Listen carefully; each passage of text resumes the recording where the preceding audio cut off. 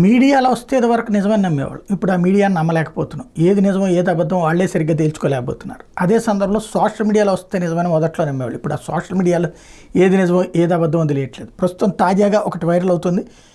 డాక్టర్లు ఇచ్చిన సలహా పేరుతో 1 గంట సేపు టీవీ చూస్తే 22 నిమిషాల జీవనకాలం తగ్గిపోతుందని Apollo hospital neurologist doctor Sudhir Kumar హెచ్చరించారు. ఓ అధ్యయనం ప్రకారం టీవీ చూడని వారితో పోలిస్తే రోజుకి 6 గంటల పాటు టీవీ చూసేవాళ్ళు 5 ఏళ్ళు తక్కువగా జీవిస్తారని తేలిందట. అందువల్ల టీవీ చూసే సమయాన్ని తగ్గించుకోమని, ఇతర స్క్రీన్లను తక్కువగా చూడమని చెప్పేసి బదులుగా ఏదైనా శారీరక శ్రమ ఉండే పనులు కల్పించుకోమని సూచించారు. వాస్తవంగా ఒకటి టీవీల దగ్గరే అతుక్కుపోయే రోజులు ఇప్పుడైతే లేవు.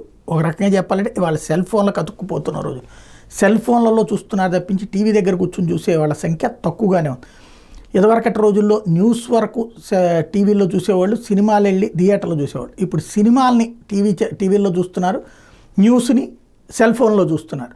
కాబట్టి మార్పు చాలా వచ్చింది. కాబట్టి ఈ మార్పు ప్రయోజనమా నష్టమా అంటే వీళ్ళు చెప్తున్నటువంటి లెక్కనైతే నష్టమనే చెప్తున్నారు.